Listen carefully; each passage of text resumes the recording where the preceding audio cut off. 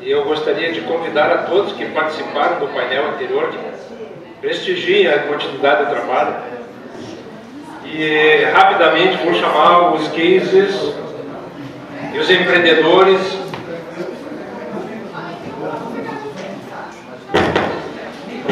do Comida da Rua, por favor. Quem é que está representando? Comida da Rua? Ninguém? Bom, não temos ninguém. Ateliê Rosane Moraes. Vamos deixar sozinho aqui, Letéia. Ateliê Rosane Moraes, não. Escritório Leandro Celestino. Seu nome?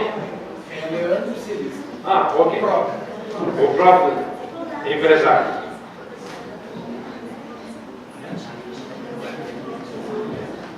Quem é?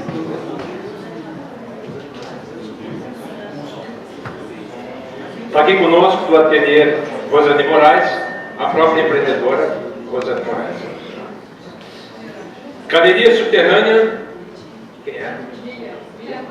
Lilian, por favor, já vão preparando aí as apresentações, é isso?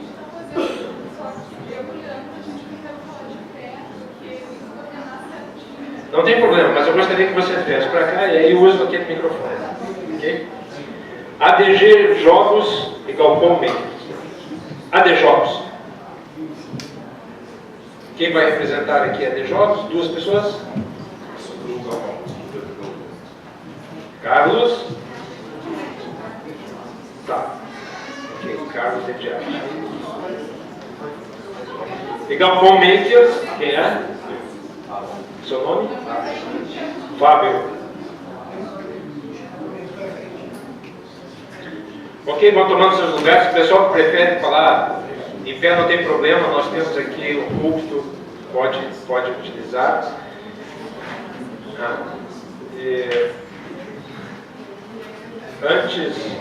Antes de nós iniciarmos, está tudo preparado? As apresentações, todas colocadas? Podemos colocar? Bem, antes do início, é uma grande satisfação estar nessa mesa com empreendedores. Isso é muito bom.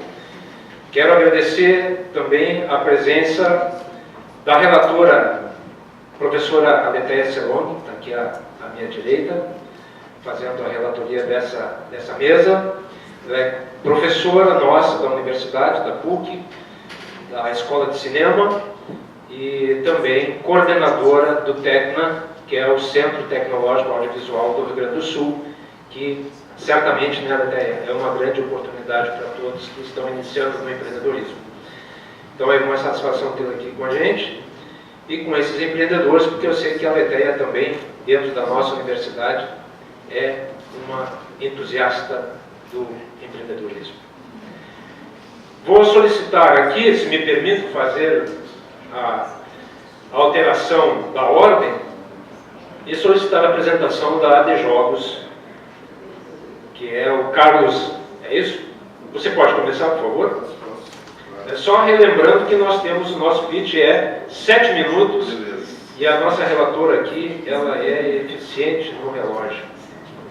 7? Ok? 7 minutos ainda?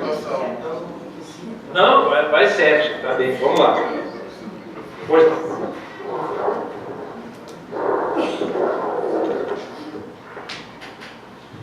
Beleza, gente. Então, a AD Jogos é uma associação de empresas desenvolvedoras de jogos digitais.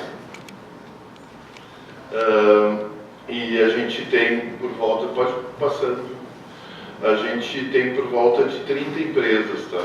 E eu sempre ponho essa palavra indie aí, porque é uma discussão que a gente tem sobre o quanto nós somos independentes, tá?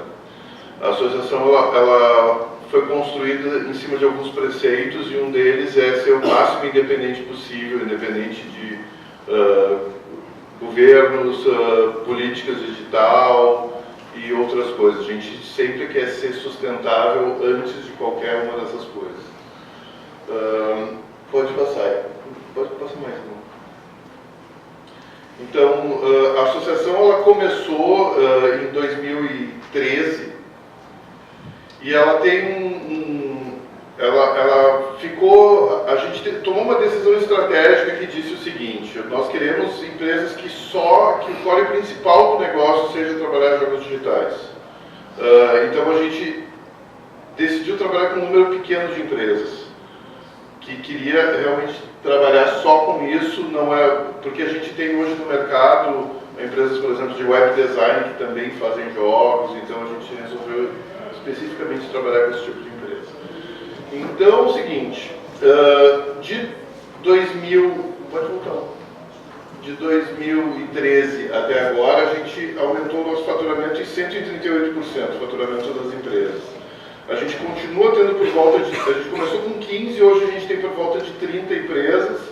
E o mais interessante desse aumento de faturamento, ele não está relacionado com as maiores empresas. Muitas das pequenas empresas conseguiram aumentar seu faturamento.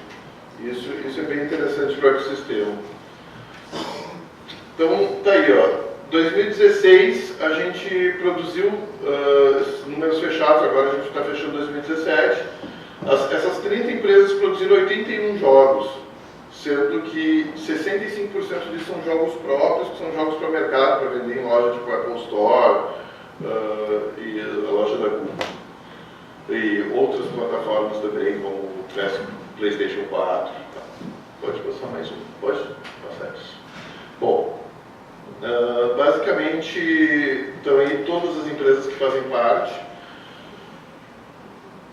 e onde elas estão espalhadas no Rio Grande do Sul. O nosso grande foco, na verdade, a gente tem o foco, 83%, 84% das empresas estão aqui em Porto Alegre, Grande Porto Alegre. E o resto tem uma empresa em Pelotas, uma em Santa Maria, e uma em Gramado e uma em Passo Fundo. Nós somos uma associação estadual, né? Hoje a gente é a maior associação regional do Brasil, já é quase maior que a Associação Brasileira. E a gente nosso modelo serviu para várias outras associações regionais serem construídas. A do Rio, a da Bahia, de Minas Gerais, meio que a gente deu um suporte para eles crescerem. Bom, eu estava vendo ali o pessoal da área 51, principalmente falando sobre dores, né? Eu falei no início, e a nossa relação com o governo sempre foi de boa vizinhança, mas eu sempre tenho a impressão que eu caí numa dobra do espaço-tempo e fui transferido para a década de 50, de repente, quando eu estou tendo que negociar alguma coisa com o governo, principalmente na questão de inteligência para editais e para incentivos. Eu acho que falta muito ainda. A gente teve uma experiência muito legal com o Sebrae, que é uma estrutura gigantesca, e mesmo assim a gente conseguiu abrir um diálogo e mostrar para o Sebrae o que realmente era interessante para nós. E o Sebrae acatou isso, e hoje a gente tem um sistema de melhoria das empresas, junto com o Sebrae, uma parceria de capacitação, que está funcionando super legal. A gente conseguiu internacionalizar várias empresas por causa disso, e agora a gente vai partir para o... A gente tem pelo menos 5 empresas que estão conseguindo realmente escalar em números globais, assim.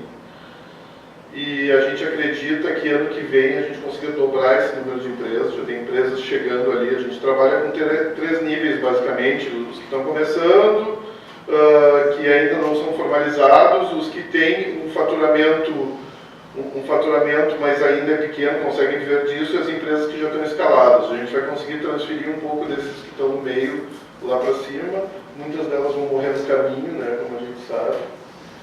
E eu acho que o grande lance principal com relação a políticas públicas é quem trabalha com as políticas públicas entender um pouco mais sobre os mercados. E o único jeito de entender é perguntar para quem está produzindo, para quem está na ponta trabalhando. A gente tem muitas dificuldades quando saem editais, porque os editais normalmente não têm muito a ver com a gente. Eles não estão são mal escritos, na realidade, falta pesquisa mesmo, assim, falta realmente um grande problema. Bom, eu acho que basicamente é isso. Depois a gente vai abrir para alguma coisa. Sim. Beleza. Okay. Muito obrigado, Carlos, pela sua explanação. Vamos anotando aí, se tivermos um tempo, com certeza, 2 ou 3 perguntas no final. Aproveitamos, então, já entramos aqui com o Galpão Makers, que é o Fábio. Por favor, o seu pitch. Obrigado. Galpão Makers, na verdade, inicialmente não era um projeto. O nome surgiu depois que o Galpão Makers existia. O Galpão, na verdade, começou por uma necessidade de mercado na época. Eu tenho uma fábrica de bicicletas retrô. E chegou no estágio que a gente precisou de um galpão maior. E um galpão maior era um custo maior, custo fixo mensal maior. E assim como a gente, na época, a gente começou a pesquisar, haviam várias outras marcas nessa mesma situação que precisavam, algumas delas sair de dentro do apartamento para ter um espaço de produção, e nenhuma delas conseguia, microempresas que não suportariam um aluguel de R$1.200 a R$1.500. Então, aí nós tínhamos essa demanda. Eu vou ir passando para só ter como um guia, mas então o Galpão Makers é um espaço compartilhado. Seria como se fosse um co-op de produção. Basicamente, as áreas de atuação são marcenaria e alguns serviços de corte laser, alter CNC, serralheria. O projeto inicialmente começou em 2015 comigo, eu sendo um gestor único, sozinho, tentando na época nos moldes de ser uma casa colaborativa, e tivemos a experiência que como casa não funcionou, porque o colaborativo funcionava até onde não se falava em dinheiro, né? E o aluguel estava no meu nome. Então a gente está agora nessa segunda fase, que a gente se mudou para um novo galpão dentro do 4º distrito, na Gaspar Martins, com os 5, no caso. O Galpão Makers virou uma empresa, então os 5 sócios são os 5 gestores do espaço. Mas desde o início a gente tinha definido como o galpão, não que não visasse lucro o galpão como empresa, porque os 5 gestores, cada um tem a sua empresa dentro do Galpão Makers. E a nossa ideia era, na verdade, a nossa remuneração por estar abarcando esse projeto era criarmos uma central de serviços que viabilizasse os outros negócios, mas que servisse de suporte para os nossos negócios. Então hoje eu tenho a fábrica das bicicletas dentro do galpão e mais 2 ou 3 terceirizados dentro do galpão. Então hoje o galpão conta com um total de 25 a 26 empresas, totalizando mais ou menos umas 30 pessoas. Então, na questão prática, o que seria? É um galpão de 700 metros com 3 pavimentos, onde por questão de viabilizar esses negócios hoje, o que menos paga para trabalhar no galpão, paga, até se puder pular para onde tem um gráfico que fala dos valores, até para a gente ter um parâmetro, seria isso. Como você pode ocupar o galpão hoje? A gente tem um valor mínimo de R$75, que é uma diária de galpão. Você paga esses R$75 e usa toda a área comum no galpão, que engloba a marcenaria, e alguns maquinários que a gente cede para o conectado, para esse um dia de serviço. Essa diária é escalonável, ele pode alugar 2, 3 dias. A segunda opção mais barata que a gente tem, que é um valor de R$300, que a gente chama que é um residente sem baia, que é a pessoa que frequenta o galpão num horário comercial, mas necessariamente não precisa de um espaço dele, que ele consiga das 8 às 18 trabalhar e vir quando quiser, dentro do horário comercial. E o pacote residente com baia, que R$500 seria um valor inicial, que é uma baia, é o menor tamanho de baia que a gente tem, mas que ela pode ser modular. Então, hoje no galpão, o que mais paga R$1.000 por um espaço de quase 20 metros quadrados. E nesse valor está incluso tudo. Está incluso aluguel, está incluso internet, água, telefone, todos os custos do galpão. O galpão hoje nos custa na média de 11 mil reais. A gente não ganha nem um centavo sublocando os espaços. Porque se a nossa renda, se a nossa remuneração fosse sobre as sublocações, inviabilizaríamos o negócio para as outras empresas. Então, tem empresas lá produzindo, sei lá, 10 mil reais mês, tendo um custo de 500 reais mês. Então, seriam 20 empresas trabalhando sozinhas, pagando 20 contas de internet, 20 contas de telefone, e que a gente concentrou tudo isso num local só. Então, esse é um demonstrativo dos serviços que a gente tem lá dentro do galpão hoje.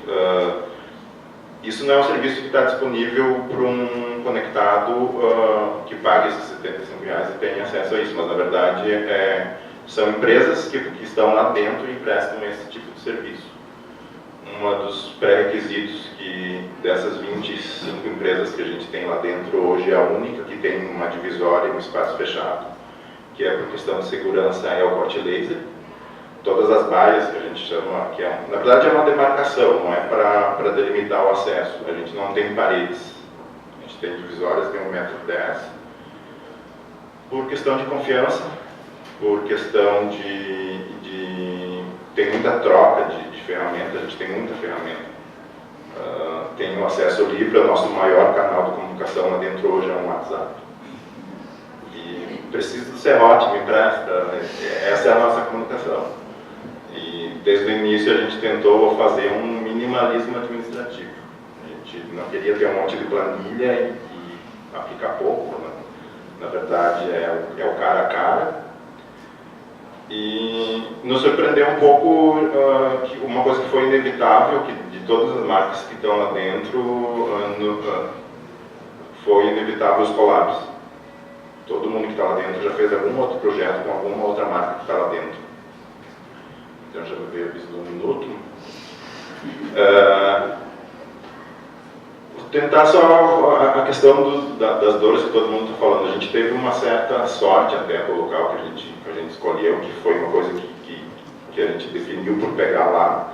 A gente conseguiu, na época, alocar o galpão direto com o proprietário, que o proprietário é dono do posto que fica ao lado do galpão. A nossa preocupação é segurança, porque na Gaspar Martins, na parte de baixo do Farrapos, que vai acesso a voluntários. Não sei se seria a nossa sorte ou pela localização, à noite é mais seguro do que de dia, que me surpreendeu, porque na frente funciona uma casa noturna. Então, às 6 horas começa a movimentação e é o horário que é mais seguro. E um pouco por praticamente toda a brigada abastece no posto. Então, no primeiro dia a gente chegou e já viu a eficiência da brigada por estar no posto abastecendo. E os desafios são esses na verdade eu pulei uma parte, a gente pegou a parte boa, que foi em março desse ano, mas tipo, do projeto de 2015 para cá a gente viu, eu pelo menos vi tudo de errado que não se fazia. E o maior dos desafios, acho que é um pouco lidar com pessoas também, porque você imagina num local com 26 empresas e 30 pessoas. Vários egos, é um grande desafio também. E na verdade a preocupação sempre foi fazer o galpão funcionar da porta para dentro. Hoje ele está funcionando. A gente não teve experiências ainda talvez pelo nosso proprietário ter isso nos deu um respaldo, que o proprietário do nosso imóvel sempre foi muito ágil, nos entregou um galpão com uma estrutura muito boa. Então, isso, cada sócio na época investiu R$ 1.500. E a gente começou em março, com as carências dos valores de aluguel, agora em dezembro a gente fechou os custos fixos. A gente chegou a 1 ou 2 meses tirar R$ 200 do bolso de cada gestor, mas hoje a gente chegou no ponto de equilíbrio. Mais ou menos isso. Ok, por favor. Obrigado, Fábio. Muito bonito o empreendimento. Sequência. Vamos aqui desse lado. Primeiro, o ateliê Rosane Moraes, a própria senhora Rosane.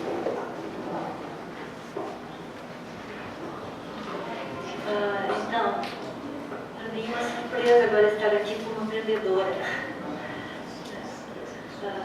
Fazem 4 meses e meio que eu me aposentei. Eu sempre trabalhei em banco, no Banrisul,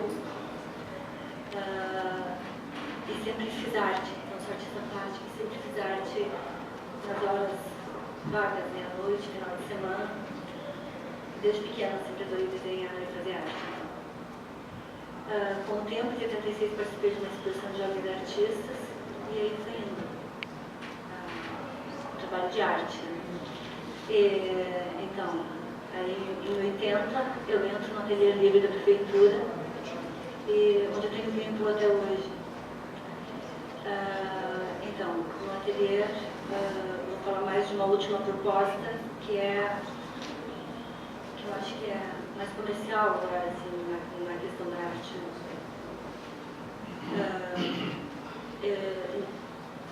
Dentro do projeto, no ateliê livre, proposto pela Deise Viola, que era um texto sobre cicatrizes invisíveis da psicanalista Ana Costa. Então, foi sugerido fazer um trabalho em cima desse texto. A partir daí, saímos no grupo, acho que eram umas 12 pessoas, mais ou menos. E eu trabalhei mais de um ano no texto para saber como materializar, fazer arte das cicatrizes invisíveis. Então, aquela etapa, assim, onde poderia estar, né? A cicatriz, se era na mão, no pé, no cérebro, no coração, um livro de anatomia. Um trabalho muito etéreo, né? Para saber como materializar sentimentos, enfim, fazer arte. Fazer uma proposta de arte, então. Então, lá pelas tantas, tipo, tem muito filme de Almodóvar também, que eu acho que reflete muito essa questão, essas angústias, né? Essas faltas, essas saudades, né? Pesquisando muito, assim, enfim, para ver como materializar as cicatrizes invisíveis. Até que chego, em um determinado momento, mais de um ano, eu chego na pele. Quando eu era no espelho, eu falei, não, minhas cicatrizes invisíveis estão na pele. Aqui que estão minhas linhas, minha história, minha vida. Então, a partir dali, quando chego na pele, conversei com uma amiga, que eu sou muito intensa e muito compulsiva por desenho, por arte. Então, eu vivo muito, minha vida é bem paralela, assim. Então, aí eu falei para minha amiga que eu cheguei na pele, ela me fala, olha, Deleuze fala que a pele é envelope do corpo. Aí, não, é o nome do trabalho, então vai ser pele envelope do corpo. E quando eu chego no nome do trabalho, agora eu vou materializar o trabalho, né? Como vou fazer isso agora? Materializar. Aí eu começo materializando com memórias, né? Falando de pele e escrita, né? Então, enfim, eu fiz a série Memórias, depois a pele com ar e a pele sem ar, que é acompanhar a pele do pêssego, do maracujá, a pele no vidro fechado coloquei para acompanhar a decomposição da pele num corpo desabitado e depois a pele num corpo habitado, digamos. Eu ponho com tule uma flor para ver a decomposição, a mudança da pele, no caso. Aí fui convidada para uma exposição em Punta e disse, bom, agora eu vou materializar o nome do trabalho no envelope do corpo. Então, só pensava em furos para as extremidades, vou falar da segunda pele, que é o tecido, que abraça, envolve e protege, que é a trama, né? E eu só pensava em furos para as extremidades para materializar esse envelope, falando de tecido, porque minha mãe costurava e eu tenho uma memória afetiva muito forte com tecido. Então, aí comecei a comprar tecidos e fazer furos para as extremidades, pensava cabeça, braço, perna, nunca pensei em ser vestível. Nunca pensei em fazer um vestido, nunca pensei em fazer uma roupa. Enfim, aí eu consegui fazer um envelope, daí veio a pesquisa do tecido, comecei a trabalhar com cetim branco, minha base é desenho, então meu trabalho é basicamente, meu trabalho de arte é preto e branco. Então comecei a trabalhar com cetim branco, que o cetim entra em todos os rituais de passagem, né? É o ciclo da vida. Então, nascimento, vida e morte, assim como a flor também, né? Tem todos os rituais de passagem. Assim como o tule também, né? Que é com o mosquiteiro, o desenho da célula, a transparência, entra em todos os rituais de passagem. Então, essa foi a saída para começar o trabalho. E quando eu comecei a fazer os envelopes, o que deu certo, eu comecei a fazer esse cetim branco e comecei a participar de maratona literária, exposições eu ia, escrevia texto de curador, resumo do livro, e as pessoas assinavam esse envelope do corpo, como se fosse um diário, tá? Falando a segunda pele, tá? Que está falando para mostrar o que está acontecendo, né? E, então, aí eu comecei a vestir e isso comecei a usar mais. Aí, naquelas tantas, eu fui chamada, exposições me chamavam de corajosa, depois me falavam, nossa, Chanel de quantas agora por último. Né? Então, eu comecei a fazer os envelopes, porque os envelopes, eu estava falando de pele, não podia ter costura, porque a pele não tem costura. Então, partindo disso, os envelopes não podiam ter costura. Então, eles ficaram dobras, cortes e seguranças, que é o que eu estou usando agora, tá? Vou só mostrar aqui. Então, que é um envelope do corpo. E uma coisa interessante também, que na época eles falavam que era vestido, eu falava que não era vestido, né? Que eu estava dentro do meu trabalho, né? Que era envelope do corpo. Então, agora já estou melhor com isso. Então, me aposentei agora do Banrisul, 38 anos de banco, 43 de carteira assinada. E aí eu aluguei um ateliê agora no espaço, tá? E eu acho que foi por isso que eu fui chamada para falar que, assim, que é na Galeria Duque, que tem um anexo atrás com estúdios que alugam espaços, tanto para morar como para fazer arte, né? Então, como tinha um térreo, eles me ligaram e aí quando eu me aposentei logo fiz um curso no Sebrae também, porque eu não tinha ideia. Porque uma coisa é eu ganhar meu salário todo esse tempo e nem questionar. Outra coisa é como que eu vou calcular minha mão de obra, né, agora, né? Como é que eu vou calcular o preço, se eu vou alugar um espaço, como que eu vou vender o meu trabalho, né? Que é o problema da arte, né, do artista, né, de não saber falar o valor. Aliás, exposições, a gente faz, só expõe, né, quando não tem que pagar ainda para dividir o coquetel, né? Então, o artista é esse guerreiro também, assim, é um guerreiro que está aí, né, falando tua alma, e aquela necessidade que tu tem de expressão, de falar teu sentimento, de expressar, mas é assim, né? Então a gente paga, mas dá um prazer tão grande também que assim vai passando, né? Enfim, então agora eu estou com ateliê, então fiz um curso no Sebrae antes, né? Pelo menos, acho que eu tive me reorganizei um pouco, muito insegura ainda, tá? Mas aí o dono da galeria, o Arnaldo Bus, ele ofereceu a galeria para eu fazer um desfile no primeiro momento, assim, da arte vestível. Aí o nome, já tinha um outro nome na época, já fazia anos que eu pensava, quando fizer, vou fazer um projeto Arte Vestível no Tapete, que é a questão da arte vestível para tirar da moda, para tirar o desfile de moda, né? Aí, então, fizemos a Arte Vestível no Tapete, projeto 1, né? Que venham muitos, né? Então, por isso que eu vim aqui falar, então. Tá? Então, agora eu estou com o ateliê, tá? E estou dando um foco para arte vestível, continuo fazendo exposição com o meu trabalho, normal. Mas o foco agora no ateliê é arte vestível. Então, é isso. Rosana Dourado, parabéns pela sua apresentação. Então, só um pouquinho. Vamos lá para o pessoal, vamos pelo lado feminino. Então, tá. Convidamos a Lilian para falar um pouco sobre a Galeria Subterrânea. Lilian, você quer usar o microfone aqui na frente? Quer ficar aqui? Ok, por favor.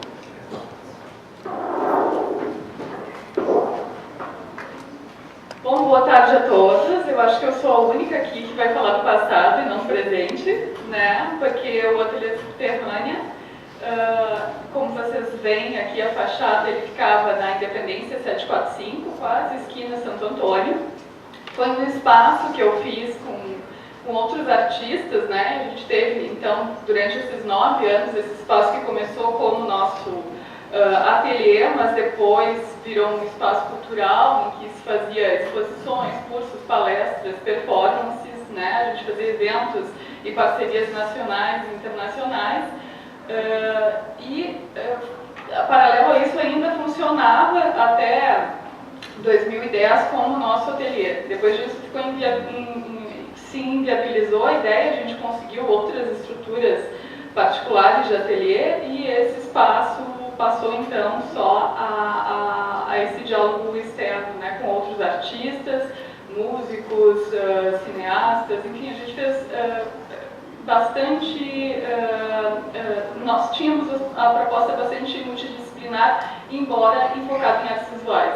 Aqui é a exposição Sala dos Espaços Perdidos, que foi a primeira exposição de abertura a público, então, né, nesse espaço que, por ser subsolo, ganha o nome de subterrânea, e tinha o espaço tinha natureza para ser vitrine, né, para ser espaço expositivo, porque ele ficava justo ali abaixo da Barbershop, para quem conhece a Independência, e uma vitrine para a rua. Então foi algo natural que veio da própria constituição física do espaço. Né, em termos de estrutura, aqui vocês têm uma visibilidade melhor do que era esse espaço de galeria, né, com sala de exposição, espaço de trabalho ateliê. Tínhamos um bar que funcionava só durante os eventos, 2 banheiros, escritório, biblioteca e um pátio externo que ficava aos fundos. Né, aqui a planta baixa, tudo isso está no site também para quem quiser ter mais ideia, né? Aqui o tempo é curtinho para a gente apresentar tudo. Eu vou só passar algumas imagens, essa da Tula, que foi uma instalação que foi uma horta que ela deslocou lá para dentro, então a gente aceitava realmente projetos que em outros espaços mais institucionais seriam de difícil execução, né? Aqui foi uma bonita parceria que a gente fez com o Cine Esquema Novo, só para mostrar alguma das atividades externas que a gente fez dentro da própria cidade, né? Aqui então o Baltimore tinha sido destruído, demolido o prédio, né? E virou, como tantos outros espaços, um espaço de estacionamento, que hoje é um edifício, né, de escritórios, e aí a gente retomou essa história do lugar a partir dessa projeção de cinema experimental dentro desse cinema de garagem, né, ou de estacionamento. Aqui mais imagens. A gente fazia palestra com artistas, oficinas. Aqui é uma palestra da Edith Terdip, de São Paulo. Não só artistas, alunos da escola pública iam para o ateliê, às vezes com parceria, para conseguir ônibus da rede estadual e de espaços institucionais da cidade, também para trazer essas crianças para o ateliê, mas também propondo que os artistas fizessem oficinas dentro das escolas, que é o caso do James Hotel, ali dando oficina de vídeo para as crianças da rede pública. Aqui numa exposição do Gerson Reicher, para vocês verem como é importante, às vezes, mesmo trabalhando com material da Humboldt Revista, que é editoriada pelo Instituto Goethe, aqui de Porto Alegre, ele não conseguiu executar esse projeto no Instituto Goethe porque consideraram vandalismo com a revista, porque ele fazia pinturas sobre esta capa da revista. E a gente não entendeu como vandalismo, mas sim como homenagem, porque conhecia, como alguns abordaram aqui, toda a história do projeto, a experiência dele que levou ele a trabalhar com essas revistas, e topamos fazer a exposição. Eu entrei em contato com o Goethe da Alemanha, que entendeu tudo e fez uma edição especial só sobre o trabalho do Gerson Reicher, que entrou no editorial. Para vocês verem que, às vezes, na instância local, a gente não tem uma compreensão do que está sendo feito. A qualidade artística não é valorizada e precisa ir para fora para ter um entendimento. A partir de então, passamos a ter parceria com o Goethe daqui para receber artistas alemães e fazer residências artísticas dentro do nosso espaço, né? Também paralelo a isso com o fechamento do Torreão, que era outro espaço artístico na cidade, que fechou, como tantos outros. Vocês podem perceber, em relação a artes visuais, pelo menos que é o campo que eu trabalho, posso dizer com bastante certeza que os espaços independentes eles costumam durar poucos anos. 9 anos, como nós tivemos o nosso, é bastante tempo, né? O espaço mais antigo, que não é bem um espaço físico, mas que se propõe a residência artística do país, hoje tem 20 anos. Então, é de fato uma luta diária, porque depois que o artista se consolida um pouco, ou as contas começam a apertar, as pessoas desistem da ideia e vão fazer seus projetos individuais, sua carreira individual. Aqui, só para ilustrar, não vai dar tempo de falar desse projeto, porque ele é muito grande, mas que a gente trabalhava com materiais retornáveis, tá? Toda essa exposição foi feita com pallets e roupas doadas que voltaram para a comunidade. E aqui, tá, vou finalizar com esse projeto, porque ano após ano eu já fiz projeto como esse, tá, da SEDAC aqui do estado, que foi para fazer justamente esse levantamento estrutural dos espaços, o que precisa, quais são os questionamentos, e está tudo publicado no nosso site, foi feito junto com a Secretaria do Estado, para justamente levantar esses dados. Isso aqui foi uma rede de espaços independentes de todo o Brasil que a gente usou como base para fazer esse levantamento de todos os dados. Tudo isso está publicado, foi financiado pelo Estado, e deveria, governo após governo, acessar essa documentação que já foi feita, esse levantamento que já foi realizado pelo Estado, para então pensar em novos estímulos, novas leis, né? Então parece que a gente está sempre refazendo tudo de novo. Aqui eu me sinto um pouco fazendo isso, né? Sendo que o espaço encerrou em 2015. Pode passar. Aqui, pode passar, só para vocês visualizarem o que tem dentro dessa plataforma online, né, de entrevistas com gestores, levantamento e análise desses dados, o que está faltando dentro do sistema, não só governamental, mas que propostas podem ser levantadas, né, para otimizar as atividades dentro do campo. Pode passar. A questão do financiamento, que foi levantado nessas entrevistas, então, principal motivo de encerramento dos projetos e dos espaços, a falta de verba, a formação de público, o apoio dos órgãos públicos e infraestrutura. Pode passar. Aqui as tabelas, tá, que eu não vou me ater, mas está tudo lá. Pode passar. As formas de financiamento, pode passar, que aqui eu vou reter, né, nesse slide, que foram as rifas e leilões que a gente fez durante todo o período de existência para poder fomentar os espaços que não tinham como viabilizar via lei de incentivo ou fundo estadual. Outra coisa que é bastante importante frente às dificuldades dos espaços independentes, e daí falando de leis, né, e de fomento governamental, é aumentar a porcentagem de verba, né, dentro do orçamento da cultura e dos fundos de cultura, não depender só das leis de incentivo, que ficam atrelados aos grandes e não ao pequeno que está começando, e que normalmente se identifica mais com os fundos do que propriamente com as leis, né? Que pedem para a gente sempre se dobrar os interesses de marketing das empresas. Pode passar. Aqui é uma situação de leilão da subterrânea. Tá? Projetos que a gente fez com grana própria, levantado dentro de cada projeto, e daí as formas variam de cada projeto. Aqui, quando a gente trouxe o Gil Vicente, antes mesmo dele ir para a Bienal de São Paulo e ter toda a polêmica que teve o trabalho dele, a gente trouxe ele através de oficinas, né, remuneradas, aqui em Porto Alegre, que acabaram financiando a vinda desse artista tão importante, né, em nível nacional e internacional brasileiro. Os alunos da oficina. Aqui um slide de mudanças, né, propostas por esses gestores todos, cujo banco de entrevista está dentro e foi financiado pela Secretaria da Cultura.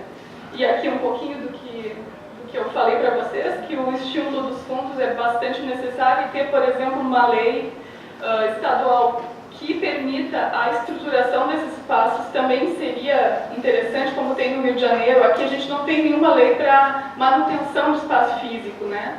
Somente de projetos. Então parece que a gente tem que ficar inventando projetos de 2 em 2 meses para ver se aquele é aprovado, né? E possibilita a manutenção anual e mesmo estrutural do espaço. O que é uma lógica, eu entendo que invertida, né? A gente está sempre, em vez de pensar no critério artístico, tendo que atender quase que uma inversão aí de atender editais que saem pelo governo do estado, que atualmente, né, tem saído cada vez menos, né? E aqui algumas, então, propostas para se repensar esse modelo de incentivo à cultura, né? Respeitando a autonomia criativa desses espaços, permitindo um acesso mais simplificado a essas leis de incentivo, que se consulte também as pessoas que trabalham na área antes de se fazer esses editais, né? Pode passar. E principalmente, eu acho que o que a gente tem que estimular é o fortalecimento das redes, né, desses espaços. Tem uma agenda comum, que foi algo citado na mesa anterior também, né? Existe uma centralização dessas informações todas do que se tem de atividades culturais na cidade de Porto Alegre, né? Fazendo um mapeamento sistemático, né, parcerias institucionais também, que são tanto com outros gestores independentes, quanto com o próprio governo, né, estadual. E uma das sugestões, na época levantada, em 2015, foi os financiamentos coletivos, né, como tantos que a gente conhece hoje, que são bastante utilizados, como o Catarse e tantos outros, né. Acho que eu vou ficar por aqui. Desculpa, eu fui super rápida porque tinha muita coisa, são 9 anos, né? Foi só uma pincelada, mas é um pouco triste a gente ver que sempre está voltando nas mesmas questões e não consegue fazer crescer. Por isso, a importância desse caderno de gestão, né? Desse levantamento de dados, para daí poder pensar a ampliação desse campo, né? Porque a gente tem que primeiro levantar dados, sem isso não tem nem como exigir, se unir a exigir alguma coisa se não tiver estruturado quanto cada um ganha, quantas pessoas envolvidas em cada negócio, que é o que a gente está fazendo aqui, né? Então, obrigada a todos.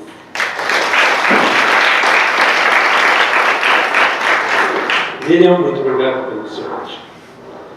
Vamos passar aqui para a minha direita agora, por favor. E ouvir o Leandro. Leandro, seu vídeo. Tá bom. Eu vou começar com um vídeo, e aí a partir do vídeo eu falo o que eu vou fazer.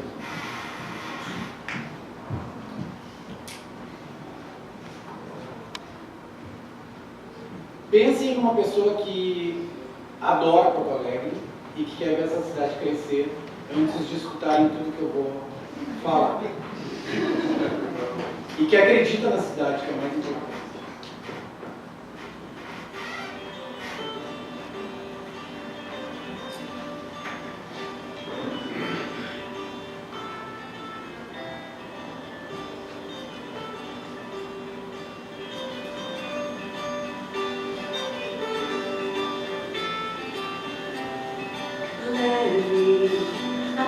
Cidade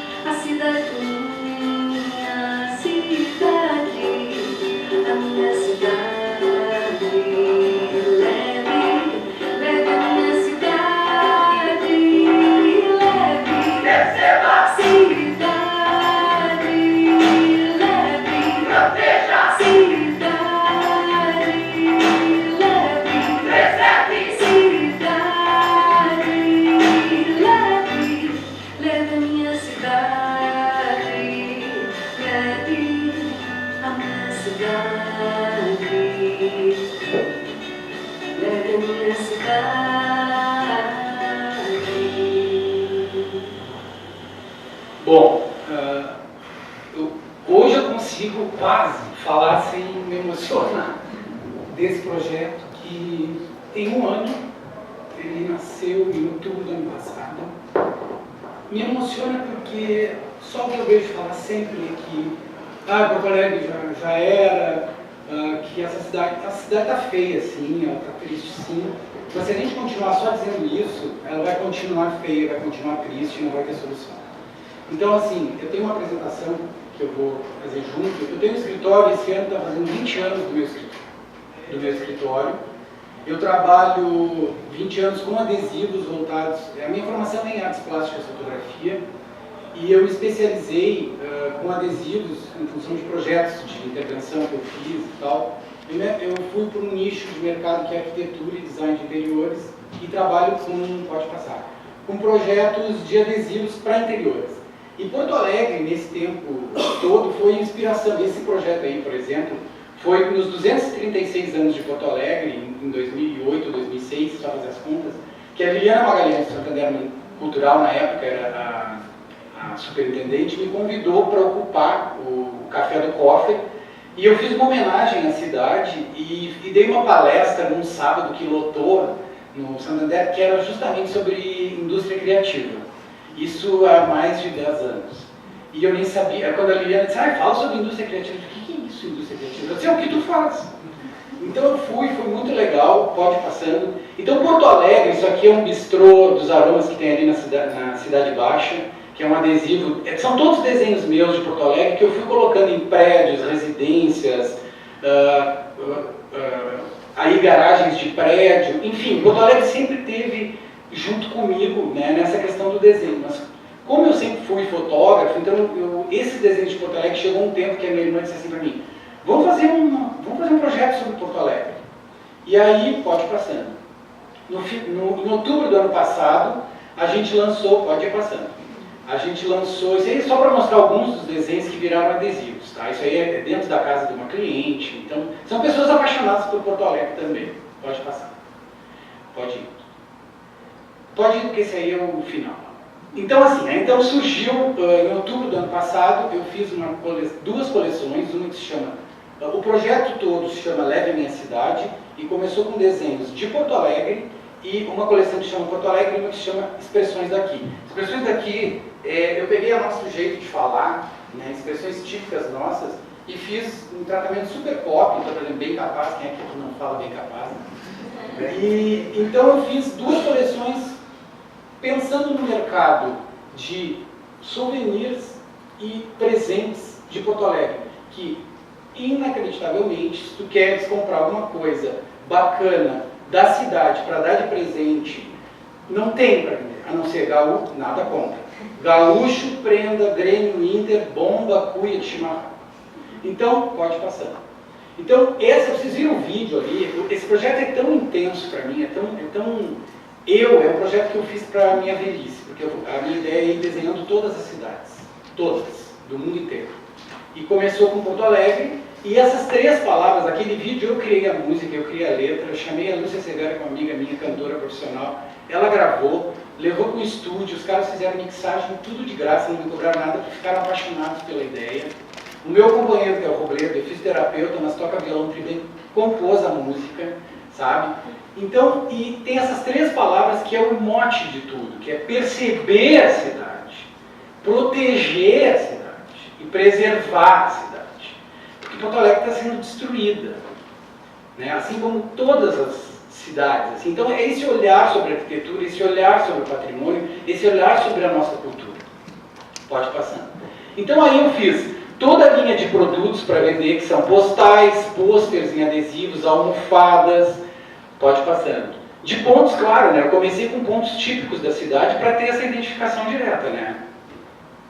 Então, Margues, e é interessante notar que algumas pessoas depois começam a olhar os postais, mas isso aqui é em Porto Alegre? Então, essa coisa de não olhar para a cidade, sabe? Aí veio a coleção Expressões Daqui, que também é na mesma linha, eu peguei as mais, e dei um tratamento absolutamente pop, assim, para ser uma coisa bem colorida mesmo. Então, é sempre o nome da expressão com a tradução embaixo do que significa, tá? Pode ir passando. Que é dele, tem gente que nem imagina o que significa isso, né? o Bem Capaz, eu uso o Bem Capaz direto, né? O Tri, por incrível que pareça, é que menos vende, tem umas surpresas aí, né? Pode ir passando. O Arrecém é uma coisa assim que é nossa total, né? Pode ir passando. Aí eu lancei em outubro do ano passado, tá? E em dezembro eu inscrevi os 2 projetos no Prêmio Nacional Bordantini de Design que acontece aqui em Porto Alegre. Para minha surpresa absoluta, eu até achei que eu tinha chance, mas assim, para minha surpresa absoluta, olha, falta um minuto. Eu ganhei os 2 prêmios na mesma categoria, tá? O prêmio de vencedor com a coleção Porto Alegre e menção rosa com as expressões daqui, e esse ano eu fui selecionado para a Bienal Brasileira do Design Gráfico com a coleção Porto Alegre. Pode passar. Bem rápido. Lancei em janeiro a coleção Pelotas, com exposição no Mercado Central de Pelotas. Eu morei até os 18 anos, então eu tenho uma relação afetiva com a cidade. Então foram também desenhos de 10 prédios em torno da praça, lá por Pedro Osório. Pode ir indo. Na sequência, pode ir indo, vamos correr. Na sequência eu lancei uma linha de objetos que eu chamei Mini Boa Colecionados. Essa foto eu trouxe porque é bem isso. São os meus filhos todos. Então, são pequenos objetos em MDF desses pontos turísticos da cidade. Depois, as expressões também eu lancei 4 delas. Depois veio a questão das canecas, almofadas e camisetas. Pode ir indo. Tá, as almofadas. As camisetas eu lancei agora recentemente. Aí na imprensa eu tenho uma relação excelente com a imprensa, teve muita repercussão.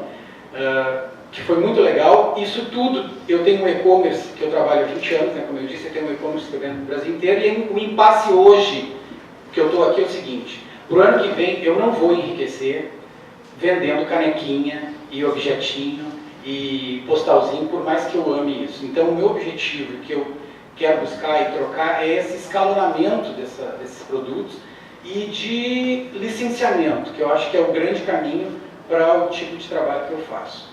E sempre assim, o projeto ano que vem tem desdobramentos nessa parte que eu quero levar, e já tem alguns outros vídeos prontos que eu estou fazendo.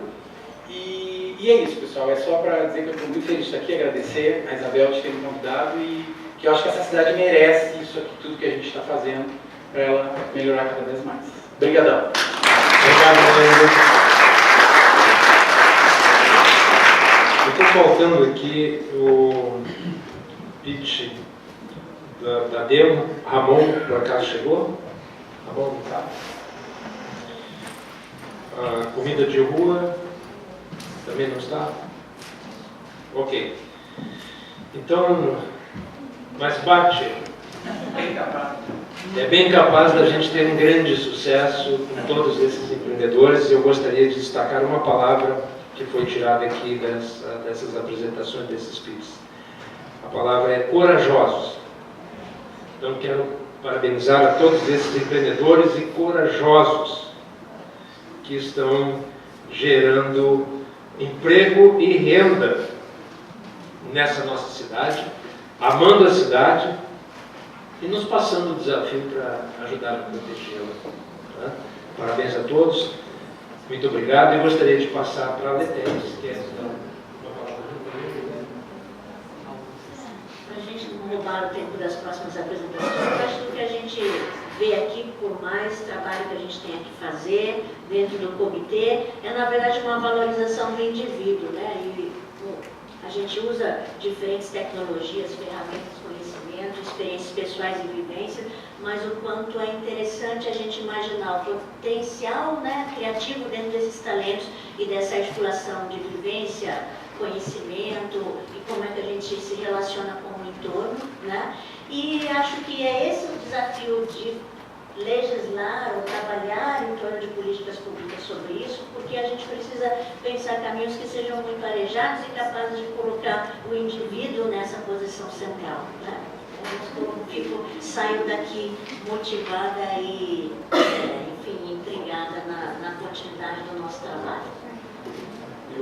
Eu também gostaria de destacar a presença de empreendedores do 4º Distrito, que eu ouvi comentar aqui, né, que o 4º Distrito está se estruturando através desses corajosos, independente das políticas públicas.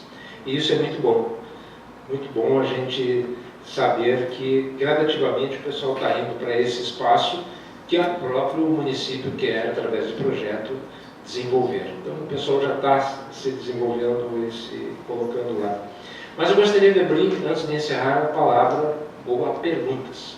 Alguém gostaria de perguntar a esses corajosos empreendedores? Pois não? Tem que ser no microfone, por favor. Se puder dar o seu nome, porque está ficando registrado.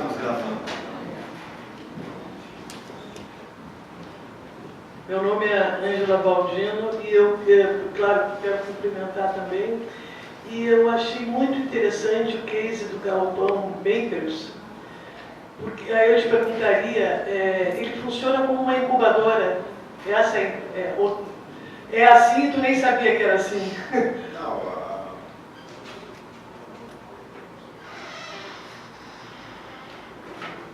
na verdade o Galpão é a casa dessas 26 empresas.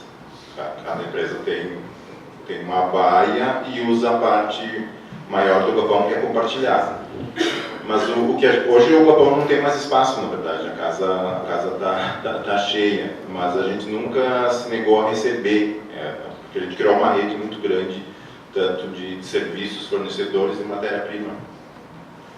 Então o galpão ele funciona em horário comercial, para atendimento, qualquer um pode chegar lá e visitar o galpão.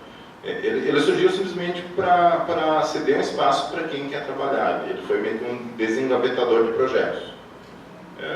Não se exige uma formação acadêmica, basta querer fazer algo. Então, talvez a pessoa chegue lá com uma mentalidade do produto, um material que muda totalmente depois que conversa, porque tu acaba juntando várias especialidades. Porque assim, a incubadora tem um pouco esta visão, né, de você acolher pequenas empresas e cada um paga um valor. Uma ocasião eu tive a oportunidade de visitar essa incubadora que tem no Vale do Silício, onde inclusive abrigou a Google, né, e era muito interessante porque a gente via a bandeira da Palestina e bandeira de Israel juntas, trabalhando, e as pessoas alugavam a mesa, as pessoas alugavam, vinha com todo o material que se necessitava, computadores, enfim, essas questões. Porque isso essa ideia é um projeto muito interessante para Porto Alegre.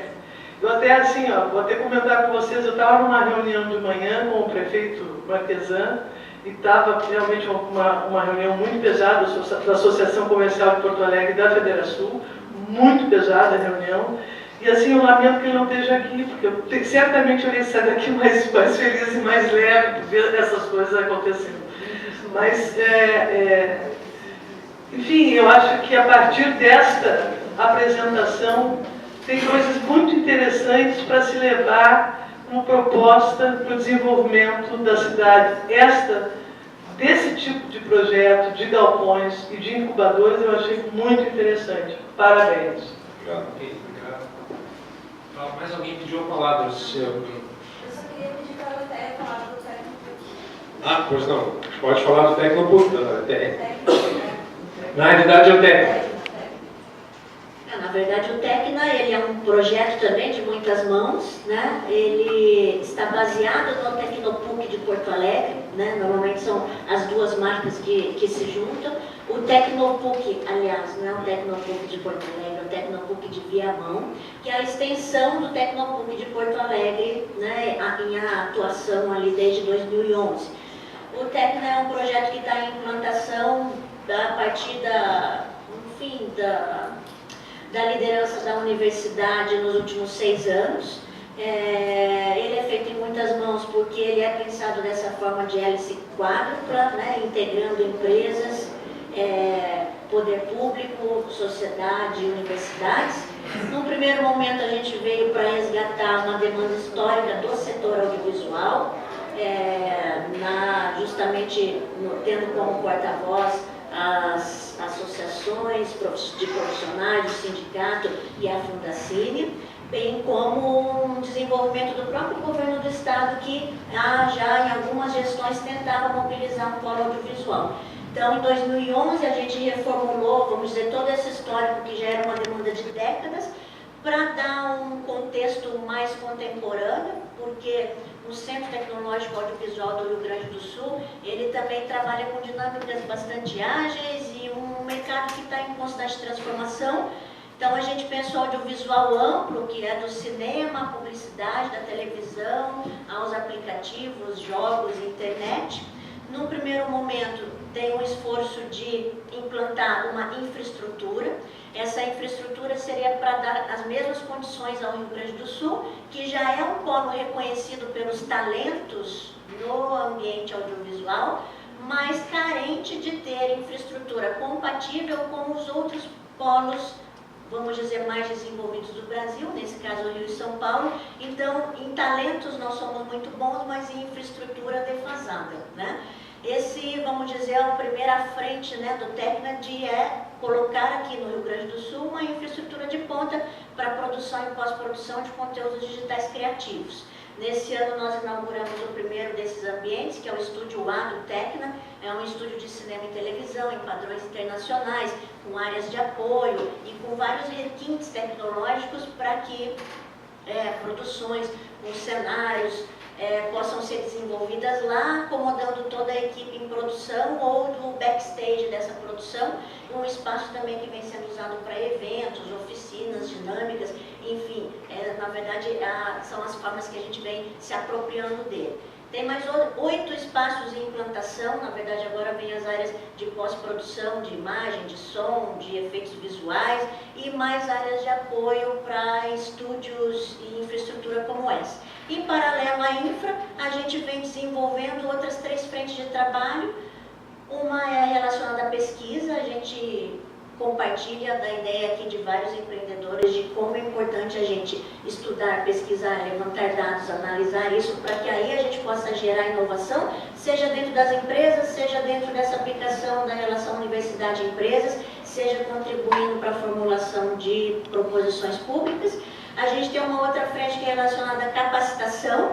Estamos engateando, mas a cada período de tempo que a gente avança, na verdade o Tecna quer usar toda essa infraestrutura e o ecossistema que está sendo criado para o audiovisual, valendo-se da experiência do Tecnopuc nas outras áreas, para justamente, em termos de capacitação, poder atuar em outras brechas que as universidades, que já vêm fazendo um trabalho bastante significativo, várias universidades do Rio Grande do Sul, em termos de graduação e pós-graduação, transformaram, vamos dizer, o nosso mercado nos últimos tempos, mas ainda existem alguns gargalos que um ambiente de formação permanente ligado ao Tecna pretende ocupar. E, por fim, um ambiente de cluster empresarial, que é justamente essa possibilidade de empresas residentes, empresas usuárias ou empresas associadas se relacionarem juntas, pensar outras formas de organizar a cadeia produtiva, querer se lançar em outros tipos de negócios que o centro faz essa articulação. Então, nesse primeiro ano, vamos dizer, do estúdio lá do Tecna, a gente não completou um ano ainda, estamos aqui nos meses iniciais, mas foi bastante interessante, já compartilhando a experiência recente, ver a utilidade de um ambiente tecnológico como esse para os usuários que nos frequentaram neste ano, e sediamos produção de curtas-metragens, séries de TV, longa, material institucional, material universitário, e como que tudo isso se junta, na verdade fortalece os projetos que estamos implantando, enfim, ao redor. Nem preciso dizer que, junto com os empreendedores do setor audiovisual do Rio Grande do Sul como um todo, a gente aí, essas coisas territoriais, elas se expandem, porque, na verdade, a base do nosso trabalho na colaboração no indivíduo e na tecnologia faz justamente que essas trocas sejam vamos dizer, as nossas bases mais importantes do trabalho que a gente vem fazendo. Enfim, em poucas palavras, ou não muito, eu não contei o meu tempo, tentei explicar sobre o tema. Obrigado, Aletheia. E o Tecna está instalado no Tecnopuc, no site de Viamão, e faz essa integração, Aletheia. Apesar de estar em Viamão, mexemos com a indústria criativa daquele município, integrando com o município de Porto Alegre, o município de São Leopoldo, Canoas, através das instituições de ensino, e está disponível para visitação. Certo? Então, quem quiser visitar esse espaço, visitar o Tecnopuc, tem ideias de empreendedorismo, tá? pode nos visitar, tem espaço bastante. E eu desafio sempre a DETEA no sentido assim, vamos encarar o eixo Rio-São Paulo nessa área do audiovisual. E já estamos, por nossa surpresa, as produtoras nos procurando lá. Ok? Mais alguém? Não? Então, muito obrigado aos nossos corajosos porto-alegrenses. Obrigado.